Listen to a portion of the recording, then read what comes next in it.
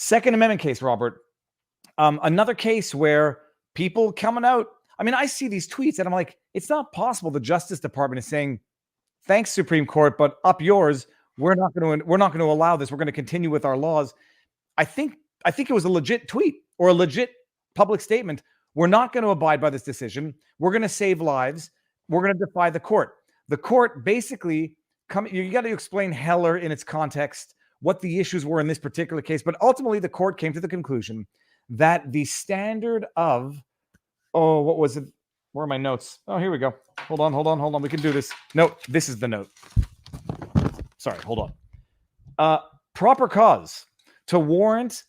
I hope I didn't just jack up my mic. Proper cause to get a concealed carry permit in New York was too discretionary, arbitrary, didn't have any definition, burdened an individual's right to exercise their Second Amendment, specifically codified at the time of the Constitution, right. And the court said, no, the state can't do this. It's a constitutional violation. Did the Justice Department actually come out and say, thanks, but no thanks, we're not going to abide by this? Put it this way, it's a fair interpretation of what they said. And so there are a range of cities and states and others that had similar language. California was already talking about how they were going to try to evade the decision because the decision goes beyond the New York case. Because their left's first argument was that the Second Amendment did not apply. You're right. The right of the people to keep and bear arms shall not be infringed is what the Second Amendment says. They interpreted that to mean only the people that are in an active militia. That was initially. That's what Heller said, no, you're wrong. Then they said, well, the Second Amendment doesn't apply to the states through the 14th Amendment. So the Supreme Court came out in McDonald and said, no, you're wrong. It does. How could you even make that argument? You say the Second Amendment of the Constitution doesn't apply to states because of the 14th Amendment. Is there a hierarchy among the amendments of the Constitution? What it is the court was slow to adopt all of the first 8 amendments into the definition of liberty and property to be protected under the 14th Amendment, which didn't make sense because the 14th Amendment was protected to guarantee freed slaves the same rights as all other U.S. citizens against state government specifically. That should, by definition, include all of the rest of the rights preserved and protected under the Constitution, including the Privilege and Immunities Clause, interstate travel, and the rest. And so but either way, the Supreme Court resolved that. So their next argument was that the left they did a combination of two things. One, they watered down the standard to say, yes, you should look at the text of the Constitution, and yes, you should look at the history and whether there's been analogous restrictions in the past using that same analysis they applied in the abortion context. But even if the history says that it's a secure right, you can still say the law is fine. The gun control law is fine as long as you apply some version of intermediate scrutiny. You say that the ends justify the means under these circumstances, etc. You basically play super legislator, or you're anxious to approve what the legislature did in the gun control context. Hence, the Ninth Circuit, quite infamously, as the dissent called them out last year for doing, said they haven't found a gun control law they've yet found unconstitutional. The Supreme Court so that's one position. Another position has been that that the gun rights only apply in the home. Doesn't apply outside of the home because it's about the right to self-defense, and the right to self-defense is only in your home. That too was put as part of the excuse for these laws limiting your ability to keep and bear arms outside of the home. The Supreme Court struck all that down. They said the definition of the people in the Second Amendment includes any law-abiding citizen. Now, that means a felon or non-citizens or others can have their rights limited, but any law-abiding citizen is protected under the Second Amendment. Part 2, they said, and that there's no distinction whatsoever between the home and between being outside the home, whether it's the home, the business, on the street, and the public. There is a right to what they call peaceable public carry. They note that the history has only supported limitations on people who either were not fit within the definition of the people under the Second Amendment, or offered either open carry or concealed carry, but you had a right to carry. You could just carry. How you carried it could be regulated. Or it was people who were identified based on specified factual findings as having a wrongful criminal intent to carry a weapon in a particular location, that person could be limited. But nobody else in all of history had been limited throughout the history of the Second Amendment, whether you looked at 1791 or whether you looked at 1868. They do a long, detailed historical analysis. They go back to point out, back in the Old English days, you could carry a dagger around, and that was the most common useful means of self-defense. They further made clear that in defining the word arms under the Second Amendment, that includes anything that is used today, that is commonly used today for self-defense. They did a great job of reminding everybody, an argument I had brought up to the cert petition of the Supreme Court earlier this year in another case that they ultimately didn't take, but a lot of the arguments and language in the cert petition ended up in this case. That's why I encourage people to bring those kind of cases. Is credit to Michael Strickland, who helped, he was the guy whose case it was brought up on behalf. You can find him at Laugh at Liberals or Laugh at Libs out in Portland, Oregon, makes, fun videos, and it was wrongfully prosecuted by the Portland authorities. But the right of self-defense is what the Second Amendment is all about. And that includes right of self-defense from other people and the state, which the Supreme Court explicitly and expressly said in this provision. Because one of the other arguments that the left was making to undermine the Second Amendment was saying, well, where you have police, you don't need a gun. That the Second Amendment was only because you're out there in the fields with no police nearby. If there's police nearby and it's a crowded place, that's a sensitive place that should be outside the Second Amendment. They said, nope, that's wrong. The other argument was, well, certain guns that are commonly used for self-defense now weren't used as commonly as self-defense back then. Supreme Court said that's misapplying the principle. The principle is what you look at for historical analogy. And the principle is it today used as a common self-defense arms?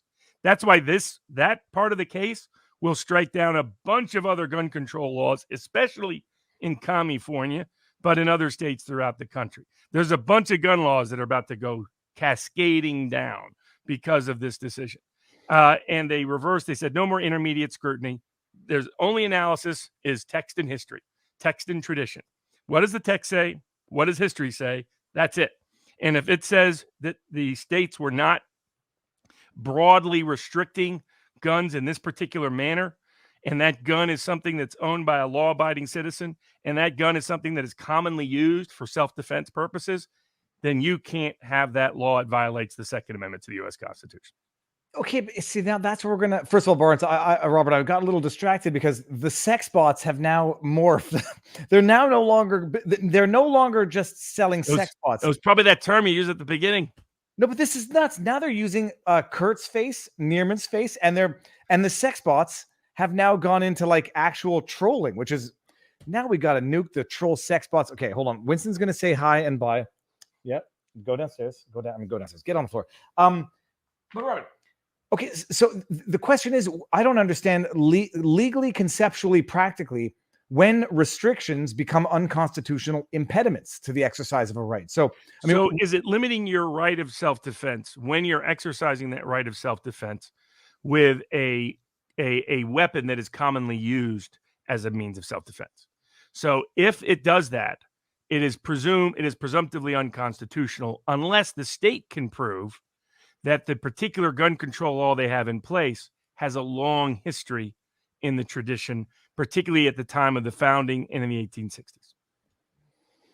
All right. And so now speaking of the, I guess the new gun laws, the bipartisan gun laws, which are going to, let me think if I can remember all of them, implement red flag laws. Give money for red flag programs. There will be no national red flag law. They're just giving money for local governments in case they have red flag laws. They're going to help fund them.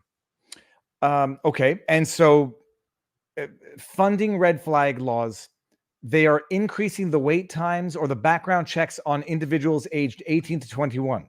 Now, a point there, the court noted that there's two kinds of permit states. One are states that are called shall issue. That's 43 of our states are shall issue states, which means that there's almost no discretion given. And all you're allowed to do is to make sure the person is, in fact, a law-abiding citizen. So basic background checks, etc. Then there's only 6 states that, along with New York, in addition to New York, that have these other what's called may issue laws. Those are all may issue laws are all going to be struck down.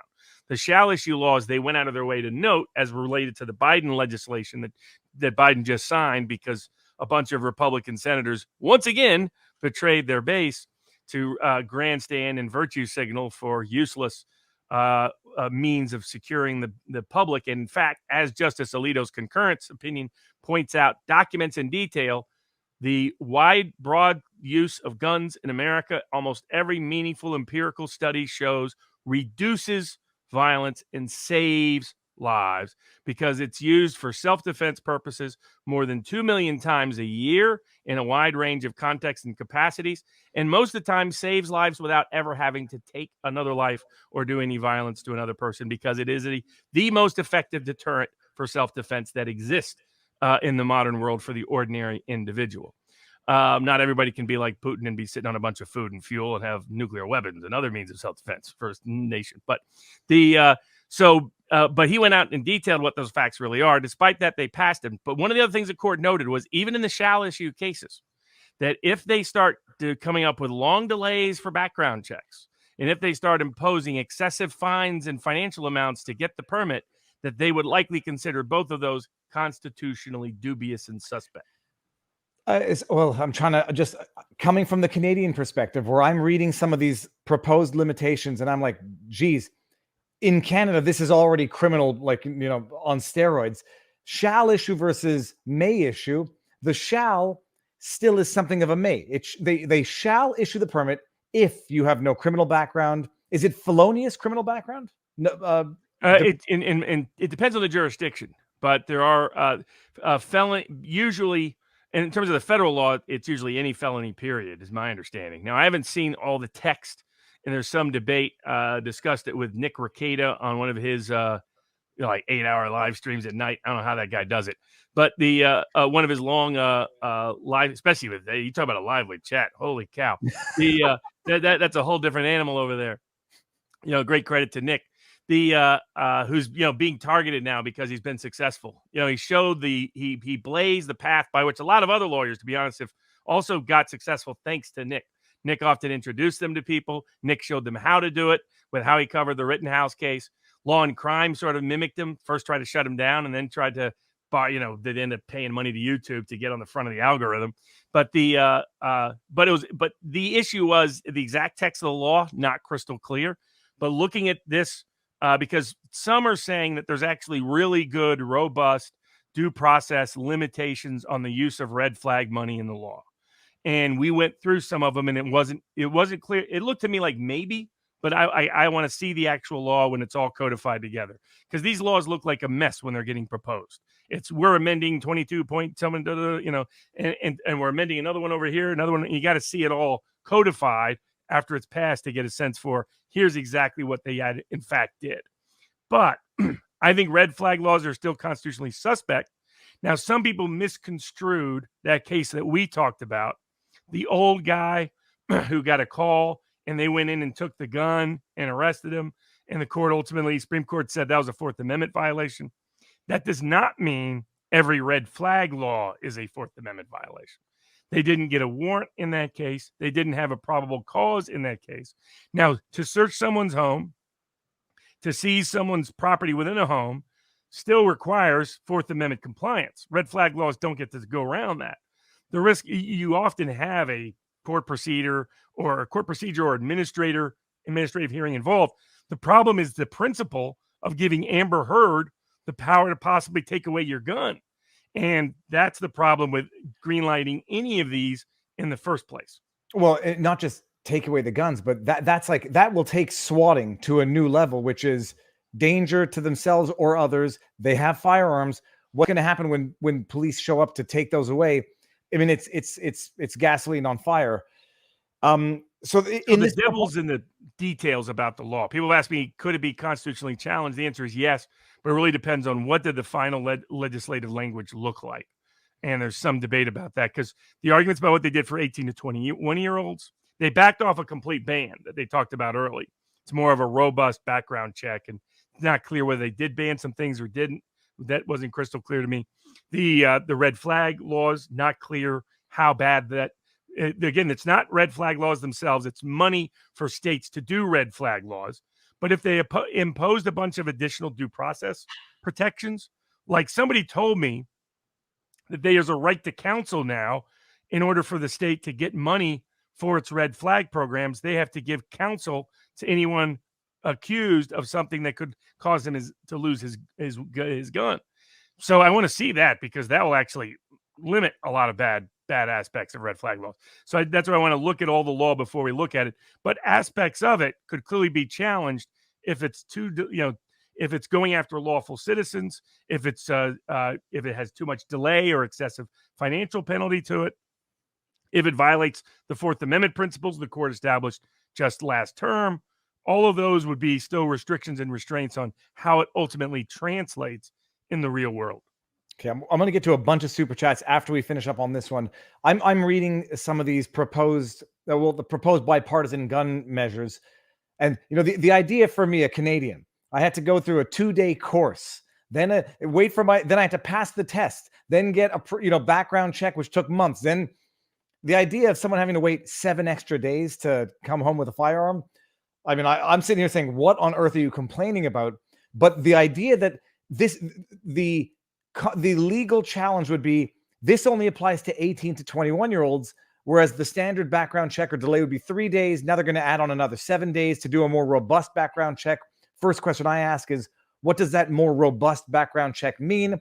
Apparently, from some of the added elements of background check, they're going into types of domestic violence, which are not arguable, but fluffy or not necessarily felonious. They want to maybe broaden what would be exclusionary. Well, you know what the other thing they're doing? It's creating a massive list, right? It's a massive list, and it's more data in that list. That's what they want. It's a pretext. I think this is as much to do with it as guns. They want to develop a roster of as much people's personal history, legal, criminal, medical, as they possibly can, and they're using as the pretext, we'll do a good background check before you get a gun. And the real goal is just to have that data. I brought the biggest Bivens class action against the IRS, maybe the biggest Bivens period in American history, because Obama had the IRS gathering everybody's medical records in order to enforce the private mandate. And just coincidentally, it had everybody's private medical information in there. The government was going to have access to all of your medical records. Why do you think Obama was really big on, we're going to save money by digitizing all the records? Because digitizing all the records allowed the government to more easily access those records. This had everything about Major League Baseball players, movie directors, screen actors, every judge in the state of California. If you wanted to know which movie director had a foot fetish, it was right in there. If you wanted to know which actor had 4 undisclosed heart attacks such that he couldn't be bonded, it was right in there. If you wanted to know which judge was seeking special treatment for sexual addiction, it was right in there. So I called it J. Edgar Hoover's wet dream of secret information. And I think that's what they're really using this for. Under the guise of gun control, they're massively gathering everybody's records and information. They just need to make sure it includes family records, domestic issue records, civil litigation records, and mental health records. I'm just texting my wife. I hear some banging upstairs. Make sure everything's okay. What for a noob like me? What? The little one's already enraged. These red flag laws are totally unjustified. He's enraged. We can't fly the freaking drone. One place we're killing bees, the other place we're not allowed to fly. We can't do anything fun in Canada. What typically, in my view, as far as I understood it, background check, criminal record. What else would they go into? Like, have you consulted a doctor? Have you orders of protection, domestic violence, mental health, all of it. That would be the other categories they're going to do.